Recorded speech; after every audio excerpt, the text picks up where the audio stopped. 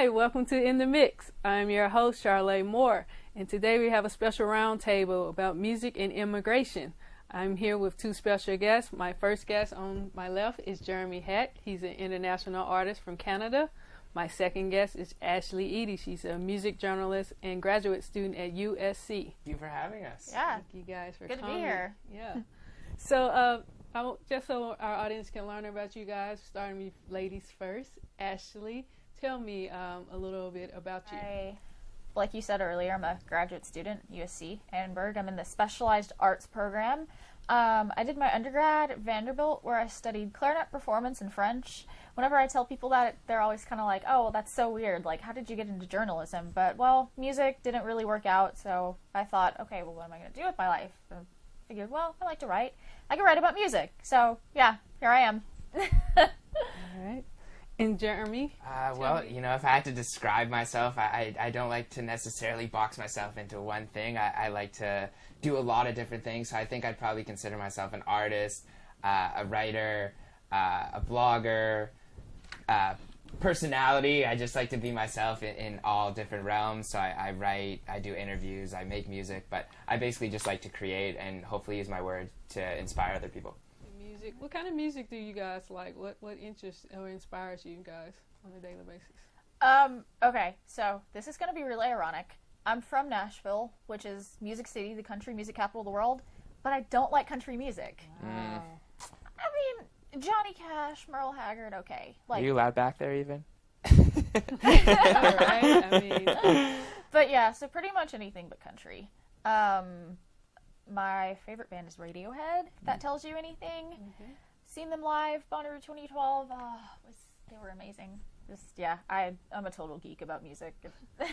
I really like hip-hop a lot. I mean, I grew up on a lot of stuff. I like John Mayer, Jack Johnson. I went through an emotional phase. You know, sometimes I like to listen to Frank Ocean and get in that mood, but for the most part, it's Kanye, Drake. Cudi was a really big inspiration back in the day. Anything that moves me, whether it's just by the music or the lyrics. Of course, earlier there was a travel ban against immigrants, and we were talking about how artists may have been affected. There were a few entertainers that were not going to be traveling to the awards. We know we just had the Grammys and also the Oscars, and a couple of international artists were going to protest by not traveling or didn't want to go through the hassle. Can you guys tell me what's your take? It's a little bit different. It seems like we're more accepted in the States for whatever reason. We're close neighbors. I'm from Winnipeg, so it's, you know, a smaller city in Canada. And we produce some of the best music, in my opinion, in the States currently. We don't have that many artists out here, but the ones we have are very big. Justin Bieber, The Weeknd, Drake, Tory Lanez, Party Next Door. So I mean, those guys are very influential. So I think at this point, we're so entrenched in the U.S. scene that it's tough to kind of say we're not allowed here. But at the same time, it's very difficult in Canada to make it in Canada. Like, you still need to come to the States. You have to have some sort of connection here. You kind of need to blow up here, and then you go back home. Mm-hmm. So for me personally, I felt like I needed to come here, make certain connections in the industry, and then I go back home. Like, yeah, I made it. Mm-hmm. You know what I mean? So I feel like I personally still would come to the States. I don't have a problem. However, I think the travel ban is something that I don't personally agree with, and I think the influence that international artists have had on the culture here should never be overlooked. Me personally, obviously, like everyone else of a liberal mindset, I really don't like the travel ban. I think, you know, people preach that America is this land of opportunity and acceptance, and I feel like in order to be in line with that, we have to accept everyone and not just people who look American, whatever that means, because I mean, like, we all come from different places, we all look different. This isn't just like a homogenous land. Like, we should be accepting people of like all races, all religions, you know, all from everywhere. And I feel like since, you know, in the 21st century, we're trying to promote this idea of like a global community, that I feel like the travel ban is really detrimental to that, because it's saying that, okay, these certain people from these certain countries, this certain region, like, you're not welcome here. And that's really counterintuitive. Personally, that's why I love hip hop, because it's so inclusive. As much as I recognize it was originally a black culture, and I'm a white kid in this culture. Really? Yeah, it's crazy. You couldn't tell at first, but you're accepted as long as you have the skill. You know, if you can rap, you can rap. If you can make good music, you can make good music. And to stop it and say it's just one thing, or it's just where it started, you're losing out on so much other good music and so many other sectors of hip hop that have come just from like the boom bap origins in New York. You mentioned something about inclusiveness, and that is big, and something music is known for bridging cultures and race and everybody together.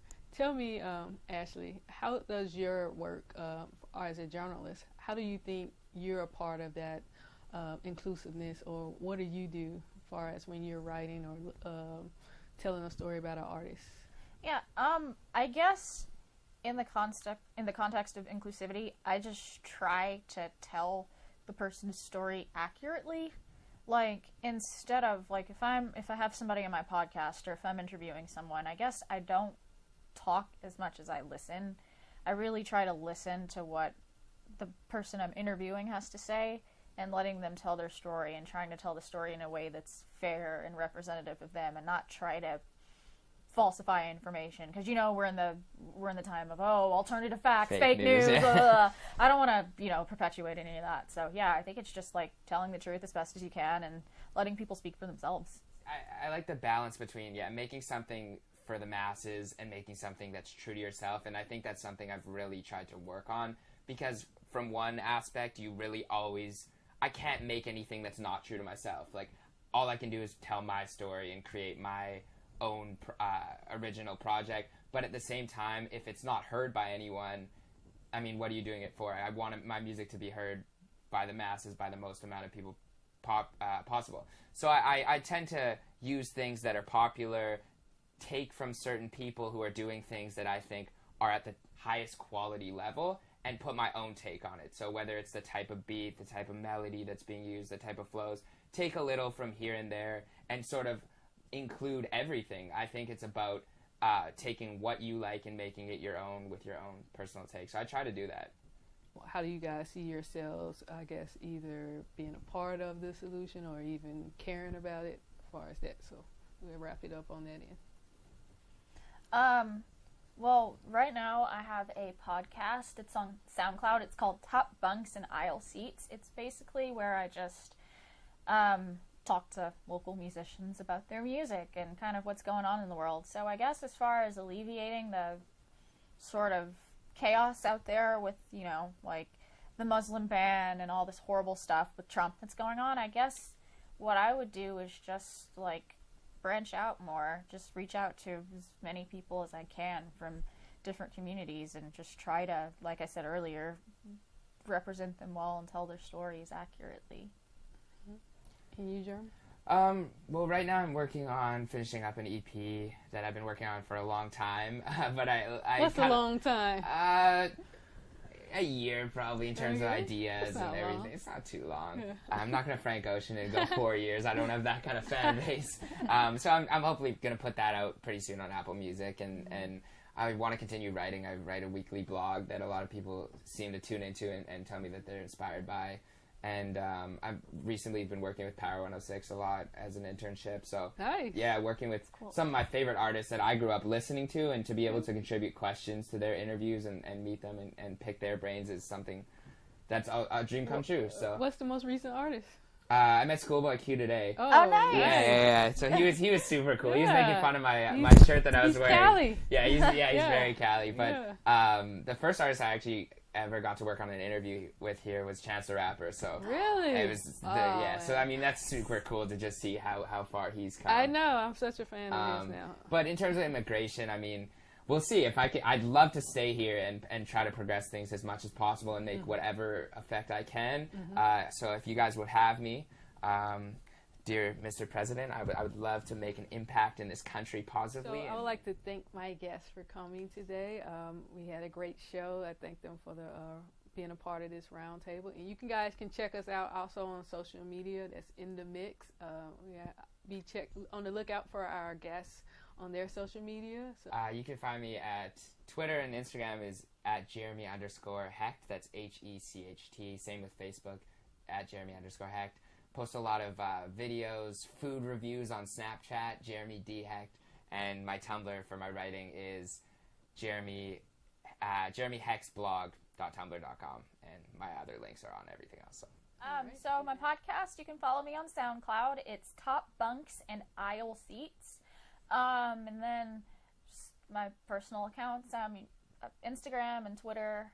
You can follow me at Ashohree. That's at ASHOHREE. And I'm not as active on Tumblr as much as I used to be, but I mean, if you want to see my posts about sunsets and cats, then you can follow me on Tumblr. watercolor-sun-set@tumblr.com. And thank you for having us. Yeah, I really appreciate this. Thank you for the dialogue. It's a pleasure. Totally. Yeah,